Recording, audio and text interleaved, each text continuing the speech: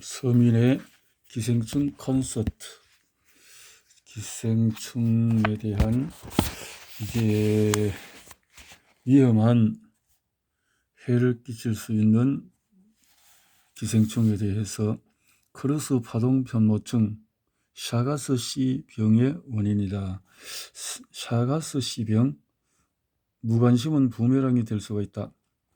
2012년 6월에 뉴욕 타임스는 미국을 비롯해서 멕시코, 콜롬비아, 볼리비아 등 중남미 국가들에서 신종 에이즈인 샤가스씨 병 공포가 확산되고 있다고 보도했다. 현재 남미권에서 미주 신종 에이즈 샤가스씨 병에 걸린 사람은 800만 명 정도로 추정이 되며 미국에서도 이민자를 중심으로 30만 명가량 발견된 것으로 집계가 되었다.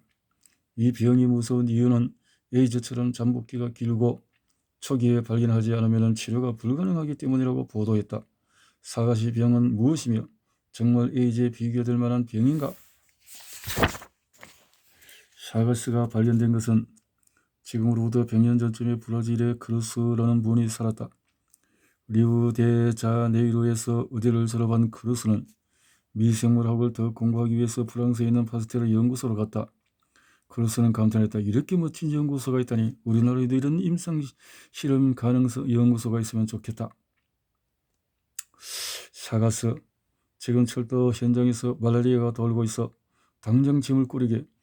1908년 크루스는 자신의 첫 제자인 젊은 의사 샤가스를 미나스주로 보낸다.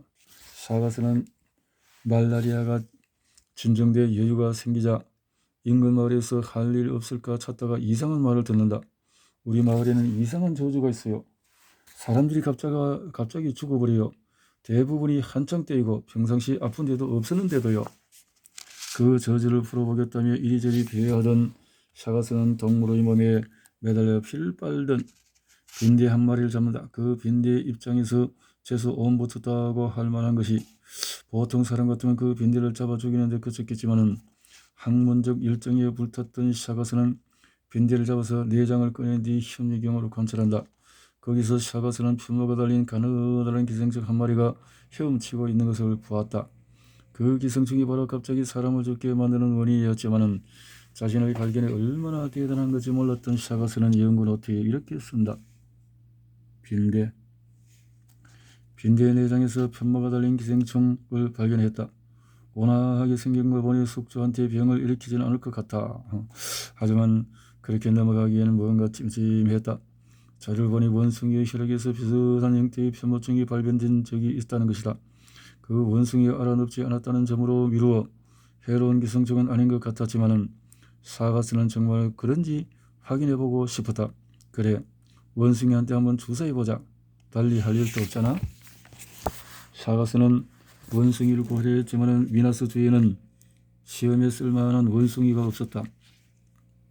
할 수 없이 샤가스는 그 충체를 오스발도 크루스 연구소로 보내면서 원숭이에게 감염시켜달라고 했다. 편모증을 받은 크루스 연구소는 당장 원숭이한테 편모증을 감염시켰다. 며칠 후에 원숭이는 시름시름 앓았고 원숭이의 혈액에서는 그 편모증이 수도 없이 관찰되었다. 이건 다른 동물에서도 마찬가지였다. 그렇다면 인체에서도 이 기생충이 병을 일으킬 수 있지 않을까? 크루스가 자신의 실험 결과를 전하자 놀란 샤가스는 바로 다음날 연구소로 돌아온다. 편모증을 자세히 관찰한 결과로 그 편모증은 기존 문헌에 보고된 원숭이의 편모증과는 전혀 다른 새로운 편모증이었다. 새로운 기생충을 발견했을 때 이름을 어떻게 짓는지 발견자에게 그 권한이 있는 법. 그때부터 크루스와 샤가스 사이에 미묘한 신경전이 시작이 된다. 샤가스의 주장. 빈대의 내장에서 그 편모증을 최초로 발견한 사람은 저라고요. 선생님은 제가 부탁한 대로 원숭이에게 주사한 거잖아요. 이 편모증에 대한 권리는 저한테 있어요. 크루스의 주장. 넌 내 제자이고 그 편모증이 병을 일으킨 것인지도 몰라서 그 기생충은 당연히 내 이름을 따야 해. 결국 양보한 쪽은 샤가스였고 그 편모충에는 크루스 파동 편모충이라는 이름이 붙었다. 샤가스는 아쉬운 일이지만 너무 속상해할 필요는 없었다.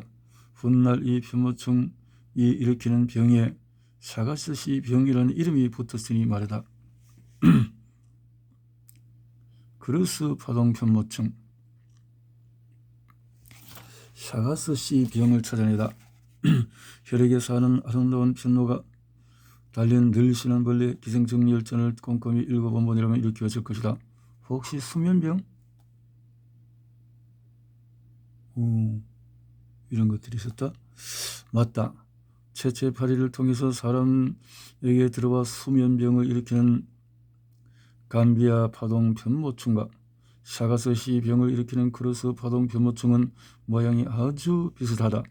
다만 크루스 파동 편모충은 슈퍼맨의 망토에 해당되는 편모와 충체 사이의 얇은 막이 좀 더 길다는 게 유일한 차이점이다.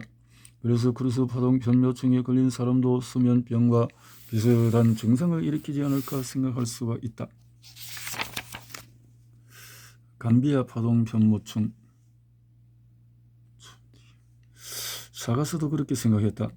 이 사실을 확인하는 가장 좋은 방법은 여행지로 가는 것으로 샤가스는 다시금 미네소주로 간다. 처가집 비슷한 집을 많다 보니 빈대가 살기 좋은 환경이었고 실제로 빈대가 시시때때로 사람을 물고는 했다.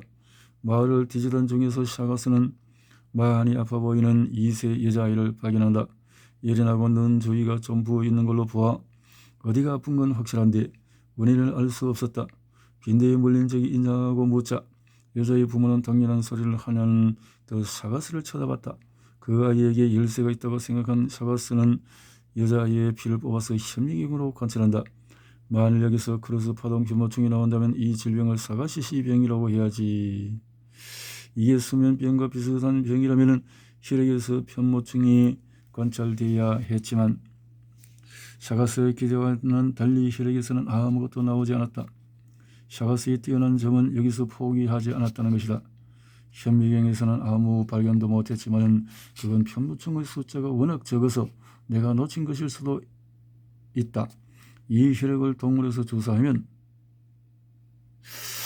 샤가스는 환자들이 혈액 검사를 수없이 했고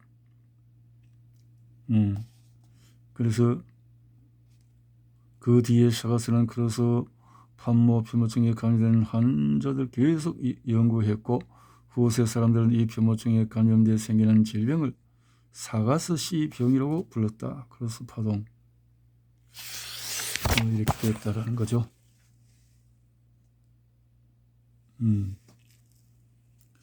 샤가스씨 병의 알파와 오메가를 알아낸 샤가스. 그렇다면 크루스 파동 편모증에 걸리면 어떤 증상이 나타날까?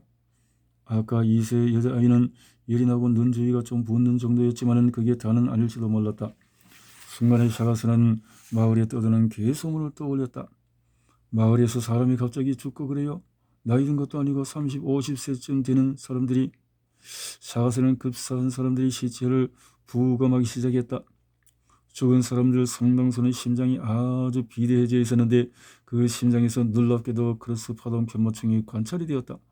샤가스의 생각처럼 마을을 공포에 떨게 한 그 갑작스러운 죽음은 크루스 파동 편모충에 감염된 결과였다. 1909년부터 1920년까지 미네소주와 연구소를 바삐 오간 끝에 샤가스는 샤가스씨 병에 관한 거의 모든 것을 알아냈다. 다음은 샤가스씨 병에 관해 현재까지 알려진 사실들이다. 샤가스씨 병은 빈대를 통해서 전파된다. 빈대는 흡혈을 하면서 변을 오는데 그 변 속에 크루스 파동 편모충이 들어있다.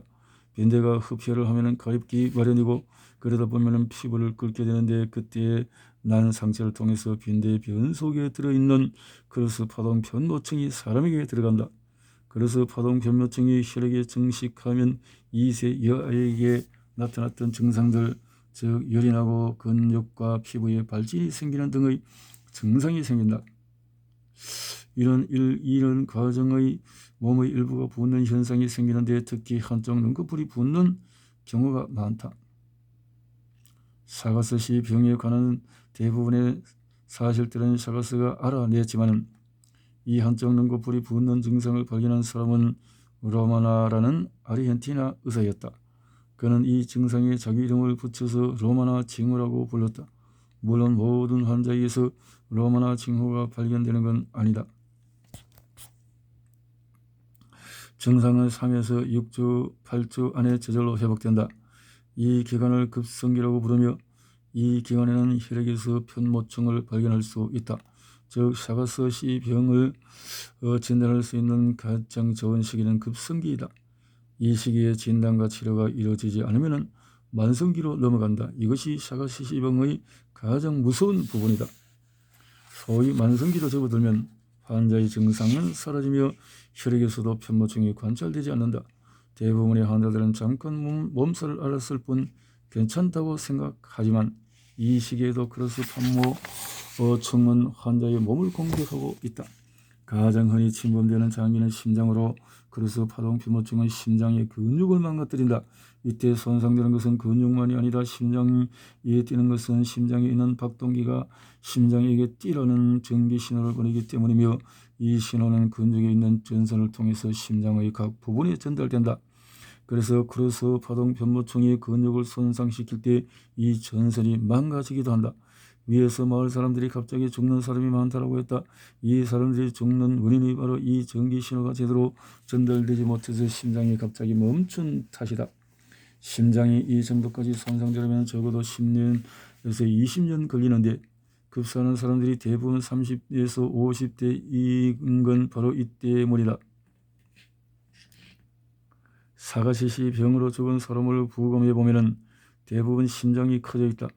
크로스 파동 편모충으로 인해서 염증이 생긴 탓도 있지만은 전기 신호가 망가진 것이 많다 보니 일부 남은 멀쩡한 부분에서 피를 짜내기 위한 무리한 탓에 근육이 비대해지기 때문이다. 이렇게 커져버리뇨. 여기에 더해 한 가지 특징이 또 있으니 식도나 큰 창자 등 소화기관이 엄청나게 커져 있는 환자가 많다는 점이다. 이렇게 되는 이유는 크로스 파동 편모충이 큰 창자의 신경계를 손상시켜 음식물을 아래로 내려보내는 연동운동에 장애를 주기 때문이다. 한 곳에서 음식물이 잘 안 내려가니 그 윗부분에 음식물이 축적이 되고 그것을 무리하게 내려 보내려고 힘을 주다 보니 근육층이 두꺼워진다. 그러니 소화기관이 말도 안 되게 커진 것은 샤가스시 병에 걸렸다는 증거가 될 수 있다. 브라질에서 500년 전으로 추정되는 미라가 발견된 적이 있다. 그 미라를 검사하던 연구팀은 미라의 몸 안에 변이 남아있는 것을 확인한다. 변이 남아있는 거야 워낙 흔한 일이지만 그 변의 굵기는 상상을 초월할 만큼 컸다. 그 미라가 발견된 곳이 미네스 주였으니 이 환자는 살아생전 샤가스시 병에 걸렸고 그로 인해 죽었을 가능성이 높다고 추정을 했다. DNA를 통해서 추후에 사실인 것으로 확인이 되었다. 그렇군요. 사물의 로마나 징후를 제외하고 나머지 모든 사실들을 알아낸 건 다름 아닌 샤가스였다. 병의 발병 원인부터 진단까지 한 사람이 다 알아내는 건 극히 어려운 일이니 이 병을 샤가스시 병이라고 부르는 건 당연한 일이다. 라브랑이 말라리아 병원치를 혈액에서 발견했다는 공로로 로스가 모기를 통해서 말라리아가 전파된다는 것을 발견한 공로로 각각 노벨 생리학상을 수상한 걸 보면 모든 걸 알아낸 샤가스에게도 노벨상을 줘야 마땅하다. 실제로 1921년 샤가스는 노벨 생리의학상 후보에 올랐는데 여기서 석연치 않은 일이 벌어진다. 그의 생리의학상 부분의 노벨상을 아무에게도 주지 않은 것이다. 아인슈타인이 육전 7기 끝에 노벨 물리학상을 수상한 게 바로 그 해인 데서 보듯이 노벨상 시상이 아예 중단된 것도 아니었는데 생리의학상 수상자만 선정되지 않았다. 이유는 알 수 없지만 건의는 노벨상 수상위원회가 보기에는 중남미에서 국소적으로 유행한 질병을 섭렵한 브라질 의사가 탐탁지 않았던 게 아닐까 싶다. 그래서 편모충.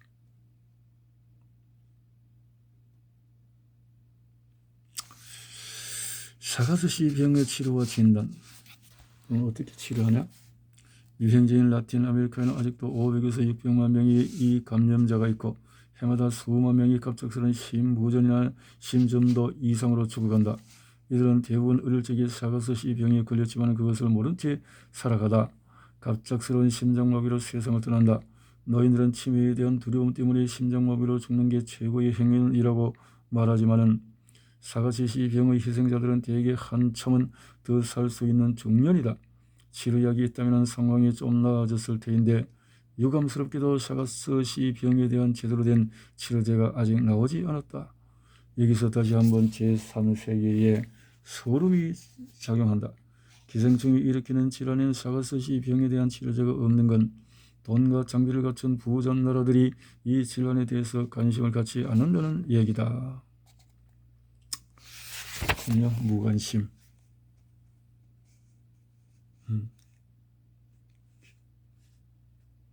그렇다고 저 기사처럼 이 병의 치료가 아주 불가능한 것은 아니다. 이렇게 약을 쓴다면은 진단이 중요하다. 별 증상이 없는 시기라고 하더라도 사가시시 병인지 대번에 알아볼 수 있는 그런 진단법이 필요한 것이다. 문제는 진단을 하는 게 그리 쉽지 않다는 점이다. 그렇지. 이 돈과 관계되는 것이니까요. 모든 것이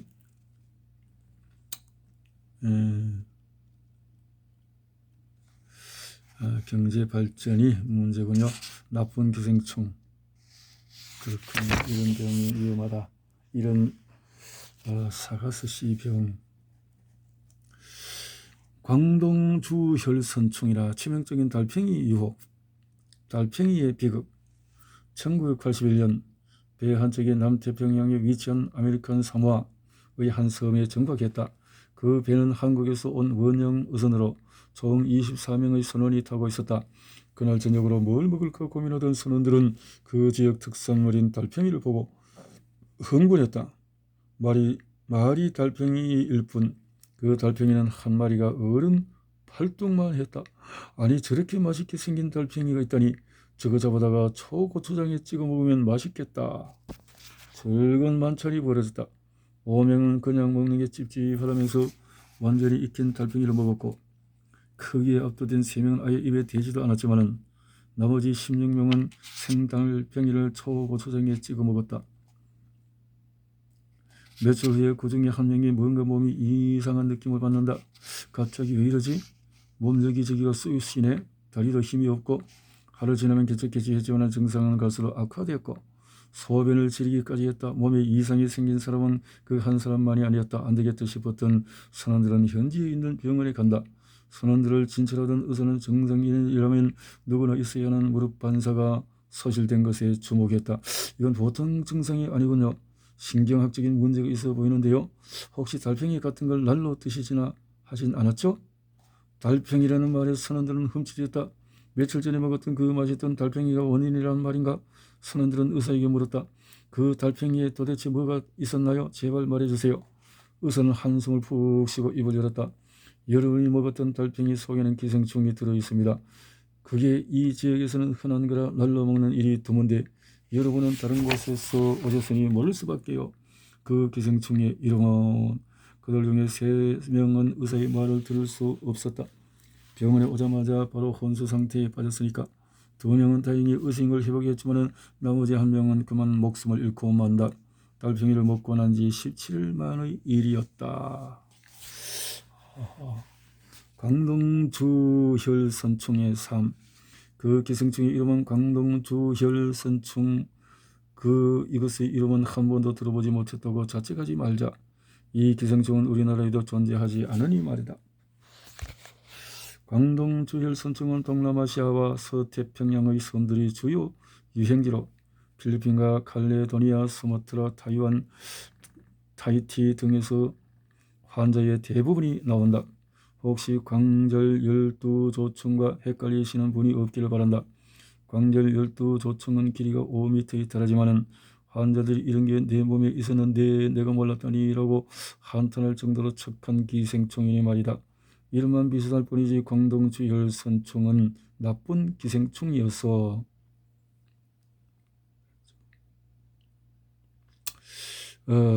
뇌망염으로 의식이 없어진 환자가 앓고 보니 광동이더래요. 오른쪽 팔이 마비되어서 병원에 갔더니 광동이라네요.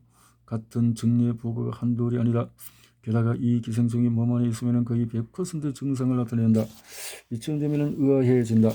기생충은 대부분 착하다는데 강동이는 왜 이런 짓을 하는 걸까? 이유는 강동이가 원래 사람의 기생충이 아니라는 데 있다. 사람의 몸 안에서 사는 기생충은 자신은 물론이고 앞으로 사람 몸에 들어와서 살 후손들을 위해서라도 자중하는 경향이 있는데 강동이는 어쩌다가 사람 몸에 들어온 기생충이니 사람을 챙겨줘야 할 이유가 없다. 강동이는 지혜의 기생충이다. 지혜성은 어른으로 자란다는 뜻이다. 그런데 그렇게 한마디로 정리할 만큼 강동이의 삶은 간단하지만은 않다. 강동이의 삶을 좀 자세히 들여다보자. 강동주혈선충의 성충이 사는 곳은 지의 폐동맥이다. 혈관 안에 사는 것도 특이한데 폐동맥에 사는 것은 그보다도 그 중에서도 더 특이하다. 마찬가지로 혈관 안에 사는 주혈흡충을 보자. 암수에 금실이 좋아서 추앙받고 있는 주혈흡충은 장간막 정맥이라고 작은 창자에서 간으로 향하는 혈관에 산다.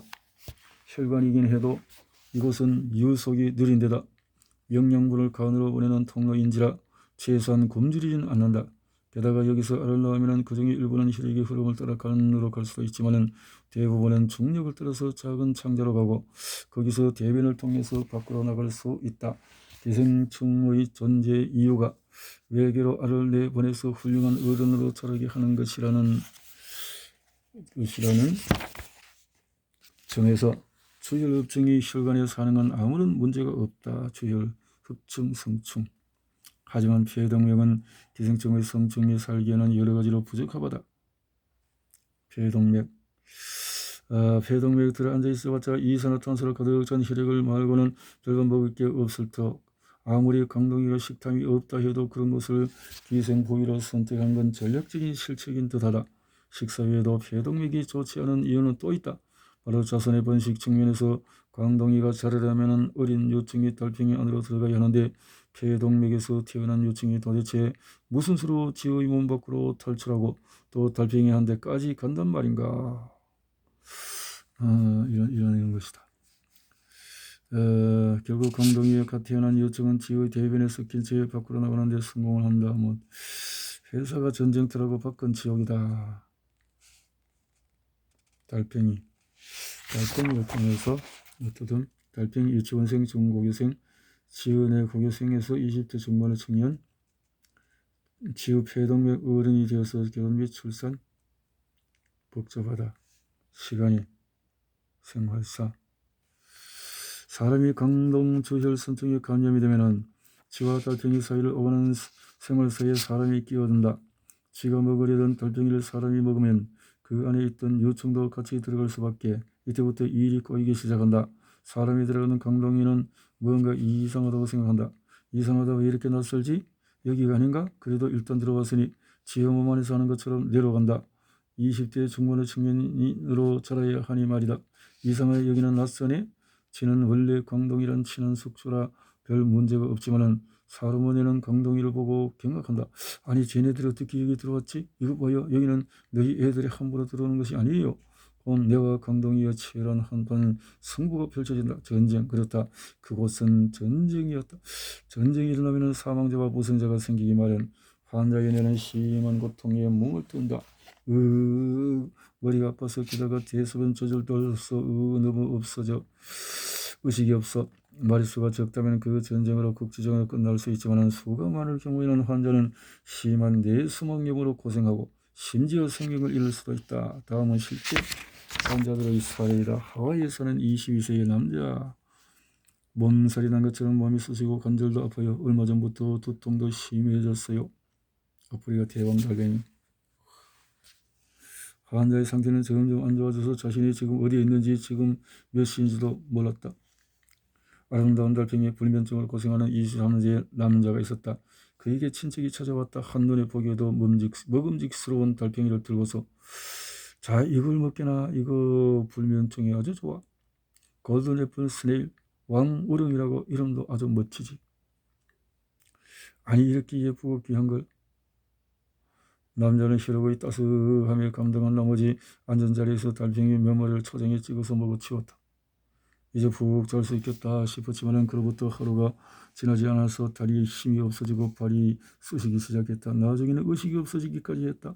그걸 본 부모는 그가 자는 줄 알고 달팽이가 효과가 있구나 하고 감탄을 연발했다. 하지만 그게 자는 것이 아니라 걸 깨는데 오랜 시간이 걸리지 않았다.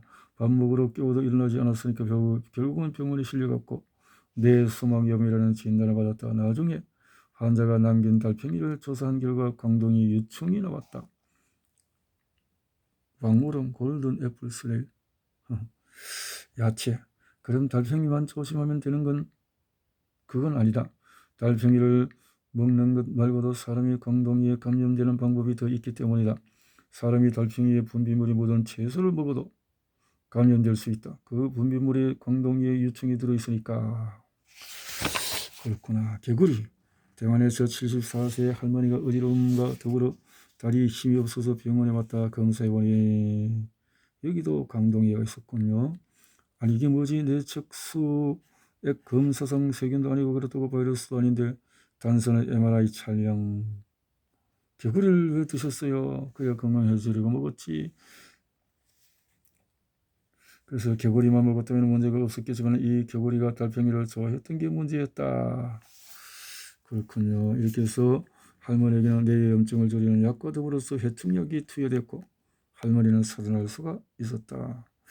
우리나라 달팽이들도 크고 작은 모양도 예쁘지 않다. 그래서 외국에 사는 크고 색깔 좋은 달팽이를 보면 날로 삼키고 분 욕망을 느끼는 것도 당연하다. 그래도 우리나라의 달팽이가 최고다. 예쁜 달팽이다 어서 먹어라. 그래서 내막염 등 인체에서 거의 100%의 증상을 일으키는 나쁜 달팽이에 있는 광동수혈 선풍에 대한 이야기였군요.